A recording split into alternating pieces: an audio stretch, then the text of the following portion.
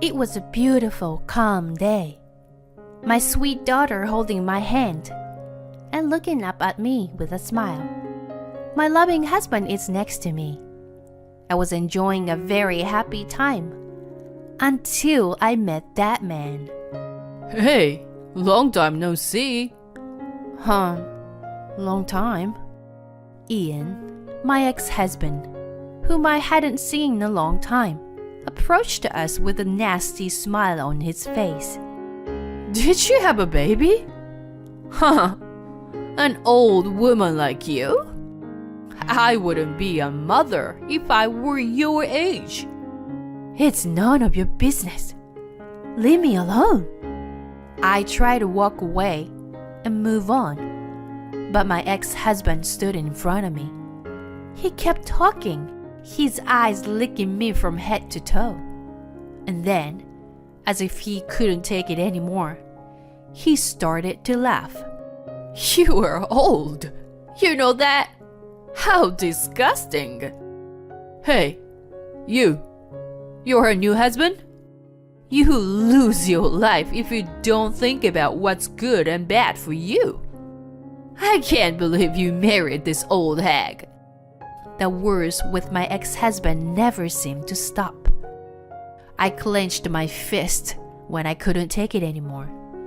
I was stopped by my husband, Wesley, who was standing next to me, smiling calmly. Ian, am I right?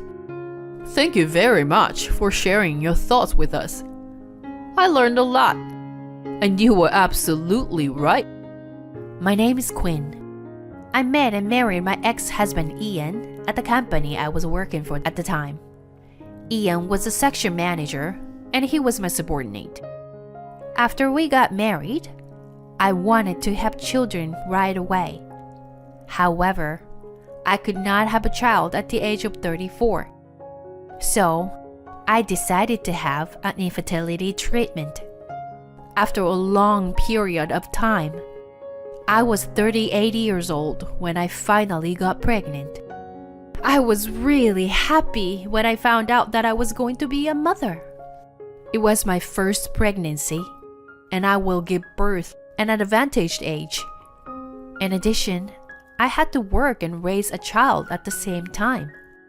I had no end of worries. But more than that, the joy and happiness of having the child I have dreamed of for so long in my belly was greater. I was filled with anticipation that I was going to make a happy family with my child and Ian. But Ian was not so sure. Fertility treatment is expensive. I spent most of my pre-marriage savings on treatment. On top of that, the side effects tended to make me physically ill. It became difficult for me to do the same amount of work as before I got married. So I decided to change my job. After changing my job, my salary dropped to half of what it had been before. I was able to work less and concentrate on my fertility treatment with peace of mind. However, Ian had grown tired of me. The truth was, Ian seemed to like me because I worked hard and made good money. At the time, there was no sign of marriage for me, and I was on the road to success with my work. He took notice of my good earning ability, and that was the reason he married me. And yet, after we married, I said I wanted to have a baby. Ian didn't forgive me for changing jobs so easily and undergoing expensive fertility treatment. So he slapped divorce papers on me and left me. I would stand for a while at how easily our marriage ended. But I had to be strong for the sake of this child I was carrying in my belly. I had to raise her well on my own. I explained the situation to the company and worked my butt off. With the help of my parents, I managed to give birth to my child. When I finally held my baby girl in my arms, I felt like the happiest in the world. I couldn't stop crying with happiness. But the one who was even happier than I was my new husband, Wesley. I met Wesley as a business partner at my former company. At that time, we had a good relationship as business partners. He was very disappointed when I resigned. After a while, we met again as business partners at my current company. He knew about my situation and was very kind and concerned about me. Wesley and I had always thought well of each other. It didn't take long for us to become close in our private life as well. Before the birth of my child, I remarried Wesley. And for the next few years, I was very happy. Wesley loved my daughter Ruby very much, even though she was not his own child. He takes care of Ruby to the point of overprotectiveness. After giving birth, when I became ill, he told me not to push myself too hard. He took care of the housework and Ruby almost by himself. I knew Wesley truly cared about me and Ruby. One day, we went for a walk in the park nearby. The weather was nice and Ruby fell asleep right after we got to the park. Then I saw a familiar figure walking ahead of me. I quickly took Wesley by the arm and tried to go the other way, but it was too late. The person who seemed to have noticed me looked at Wesley and Ruby with a surprised expression on his face. He then approached us with a smirk and a nasty smile on his face. Long time no see. Ian, long time. Did you have a baby? Yeah. You got a problem with that? No. I'm just wondering, how could an old woman like you be a mother, you know? It's none of your business. Leave us alone. Ian stands in front of me as I try to avoid him and move on. After moving his gaze to lick me from head to toe, as if he couldn't stand it any longer, Ian started laughing. You are too old to be a mother. You know that? It's disgusting. Ian's words never seemed to stop, and he looked into the stroller. Your kid? She's ugly. Just like you. Please, don't you dare say one more word. Or, if it was just about me, I could put up with it. But I couldn't take it anymore when someone makes fun of my child. Ian narrowed his eyes in amusement as I took a step forward. Before I could open my mouth, he quickly shifted his gaze to the side. Ian was looking at Wesley, who was right beside me.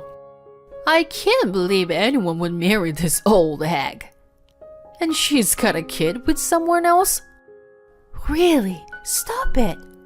It's got nothing to do with you. Well, Quinn, you made a lot of money. That's all you were ever worth. Without money, there's no reason you want to be with Quinn, you know? My ex-husband is approaching Wesley and is smiling like a devil. In this world, everything is about profit and loss, brother. Fools who can't think in terms of profit and loss would not survive. Just like Quinn here. Quit her job to have a child. Those who don't understand profit and loss will just fail. You'd better watch out too, Mr. New Husband. Maybe you were the kind of person who doesn't understand profit and loss when you married Quinn. Ha ha ha. Ian's loud laughter echoes in the peaceful park. He made fun of not only me, but also my child and Wesley. I couldn't stand it anymore, and I clenched my fist and was about to approach my ex-husband. Then Wesley, who had been silently watching over the situation, restrained me. Quinn, wait. Calm down. Wesley, I can't stay silent after being told something like that. I understand how you feel, but violence is not acceptable. Wesley smiled at me and I lowered my fist. Quinn? Do you know this gentleman? He used to be one of my subordinates at the company I worked for. I didn't dare tell him that he was my ex-husband. I don't even want to say that I once married this horrible person. Wesley already seemed to know that Ian was my ex-husband without me having to tell him. He smiled deeply and nodded in understanding. So it was you. Quinn, take care of Ruby for me, okay? Wesley said so and handed the stroller to me. And then Wesley stepped forward to protect us from my ex-husband. He looked straight at Ian with a soft smile on his face as usual. Ian, am I right? Thank you very much for sharing your thoughts with us. It is true the profit and loss are very important, not only financially, but also in terms of the people involved. Sometimes it's better to think in terms of profit and loss. What you said is very reasonable and important. Well, you're not as stupid as I thought you were. Then you shouldn't be with Quinn. You know better. My ex-husband glanced at me. He was grinning more than ever. He put his hands around Wesley's in a friendly manner, as if he thought Wesley was on his side. Wesley continues his words while brushed Ian's hands away. You know, my father owns a business. And in business, it is very important to calculate profit and loss. That's why I'll talk to my father about what you said today, Ian. Is your father present? If you want, I can talk to him directly. Ian's eyes lit up. It's obvious he's trying to take advantage of it. He still likes money and titles. How could he act so differently with someone he just made fun of? I was beyond amazed. I know you're probably busy, Ian, so I'll let my father know. I'm sure my father will be in touch with you soon. Well then, I'll leave you alone for today. With that, Wesley took Ruby and me and started to walk away. As we passed each other, Ian looked down at me. I felt a little pity for Ian. Wesley's idea of telling his father was not as good as Ian imagined it would be. I rather admire his naiveness to take it all as a good thing. I am sure my ex-husband will be called out of his office soon. Ian, who took Wesley's words as meaning what he said, didn't notice anything. Wesley's father is the president of a company that is an important business partner of the company Ian works for. Wesley was out of his father's company because he was now gaining experience as a working adult at another company. That's probably why Ian didn't know about Wesley. I also learned about Wesley just before we got married. Wesley's parents have been really good to me. When they found out that I was pregnant with my ex-husband's child, they didn't say anything to reject me. They supported me when I was struggling to take care of my first child. Ruby is very attached to my parents-in-law, and it's so lovely to see them all playing together. If my father-in-law had heard what my ex-husband said today, he would be in a big trouble. Ian actually went to work the next day and was called out by his furious boss. The president of the important business partner complained to him by name. This president was, of course, my father-in-law. My father-in-law, who knew the circumstances of our divorce, was furious. He made a phone call to Ian's boss and told him about his bad attitude and how important it was to educate his employees. My son told me that he was told by one of your employees about the importance of profit and loss. You should think carefully about how much profit or loss you could make by one person's mistake. When Ian's boss asked him what was going on, he finally understood the situation and called me. Hello? Quinn, I'm sorry. What is it now? An apology? I was taken aback by the apology I heard before I answered. I knew he would call me sooner or later, but I didn't expect it to be so soon. He must have been in a great hurry, because he kept apologizing over and over again. I'm really sorry. Please, forgive me. Forgive? After you made fun of us like that? I thought to myself. What's wrong? Did you hear from my father-in-law? I heard him choking on my sarcasm on the other side of the phone. I guess he's got your kind advice, you know? I'm really sorry. I apologize. I'd like you to let me apologize to your current husband and the president in person. Did your boss tell you to apologize? Yes. I was told not to return to the company until I apologize in person and get your forgiveness. Please, help me. We were married once. Please. Quit it. You've only seen me as someone who earns good money, right? You're getting carried away now. And you told me it was all about profit and loss. For me, it's a loss to keep you near my husband and my father-in-law. Talking to you who made fun of my daughter and my husband, it's nothing but a loss to me. So this phone call is such a waste of time for me. If you understand, don't call me again. No. I hung up the phone without hearing Ian's last words. He had said a lot of horrible things to me, and I still didn't have enough to say. But at least I feel a little better. My ex-husband must be panicking right now.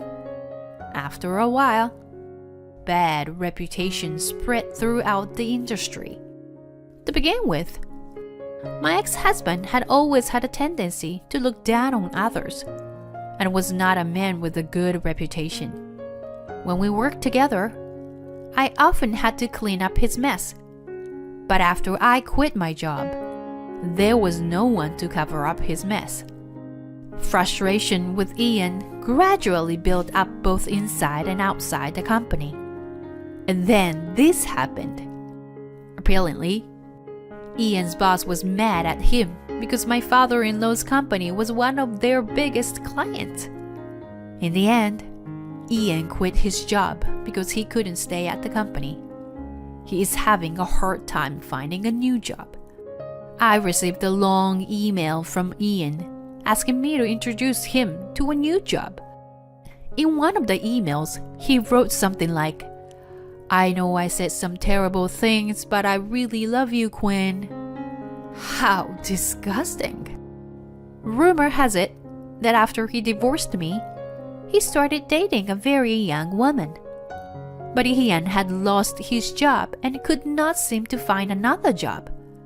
So she left him. You get what you deserve.